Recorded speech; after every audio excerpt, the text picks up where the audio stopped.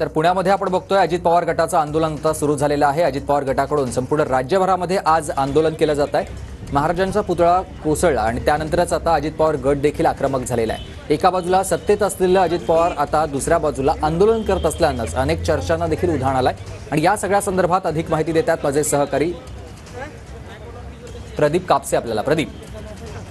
सुमित अगदी बरोबर आहे। तर मालवणमध्ये जी छत्रपती शिवाजी महाराजांचा पुतळा कोसळल्याची दुर्घटना घडली त्यानंतर राज्यभरामध्ये महाविकास आघाडीकडून निषेध आंदोलन जे आहे ते राज्य सरकारच्या विरोधामध्ये करण्यात आलं। मात्र आज आपण पाहतो की पुण्याच्या एसएसपीएमएस कॉलेजच्या छत्रपती शिवाजी महाराजांच्या पुतळ्याजवळ अजित पवार गटाचं मूक आंदोलन जे आहे ते सुरू झालेलं आहे। स्वतः शहराध्यक्ष दीपक मानकर यांच्या अध्यक्षतेखाली असं हे निषेध आंदोलन जे आहे ते पुण्यातल्या एसएसपीएमएसच्या शिवाजी महाराजांच्या पुतळ्याच्या जवळ पाहायला मिळते।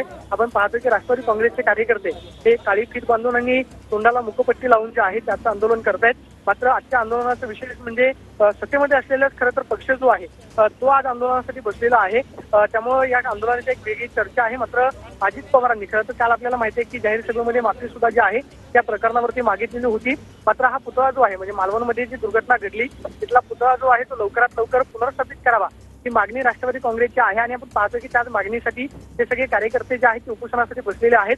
स्वतः शहराध्यक्ष दीपक मानकर हे आपण पाहतो की तोंडाला मुखपट्टी लावून या आंदोलनामध्ये सहभागी झाले आहेत। मुस्लिम समुदायातील सुद्धा लोकांचा सहभाग जो आहे तो आपल्याला खरं तर आजच्या आंदोलनामध्ये पाहायला मिळतोय।